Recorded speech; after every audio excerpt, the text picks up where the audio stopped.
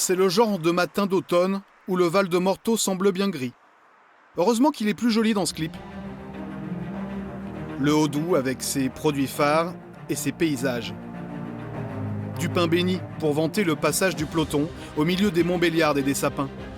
Surtout avec l'aide précieuse de son ami suisse du canton de Neuchâtel. La Chaux-de-Fonds Morteau a un duo qui se veut gagnant et qui a tout à y gagner.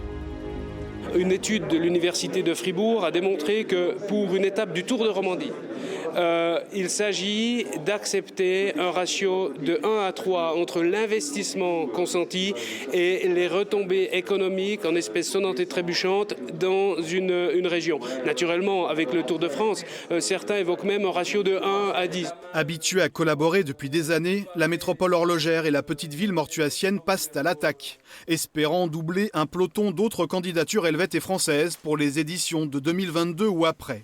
ASO facture 80 000 € le privilège d'être ville départ, 120 000 pour l'arrivée. Mais on parlera gros sous plus tard, il faut désormais convaincre. Nous allons bien entendu envoyer le dossier de candidature et nous allons commencer effectivement notre opération de promotion de cette candidature en rencontrant bien entendu les dirigeants d'ASO, organisatrices du Tour de France, mais également en fédérant, vous regarderez sur le dossier de candidature, bon nombre de sportifs qui sont déjà à nos côtés, beaucoup d'élus également qui nous soutiennent. Morteau n'a jamais accueilli la Grande Boucle, alors qu'elle est régulièrement de la fête pour le Tour de Franche-Comté ou le Tour du Doubs. Pour l'ancien cycliste comtois Christophe Moreau, le terrain de jeu est idéal.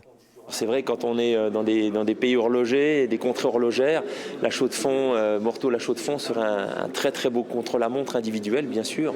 Difficile, on sait que le Haut-Doubs est pas facile du tout, les montagnes châtoises non plus.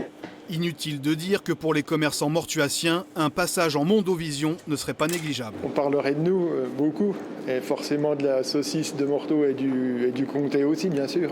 La dernière fois que Comtois et Suisse avaient fait cause commune, c'était en 2012, avec l'étape Belfort-Porrentruy et la victoire de Thibaut Pinot. Il ne restera plus qu'à connaître dans les prochains mois le verdict d'ASO. Thibaut Pinot pour son premier tour.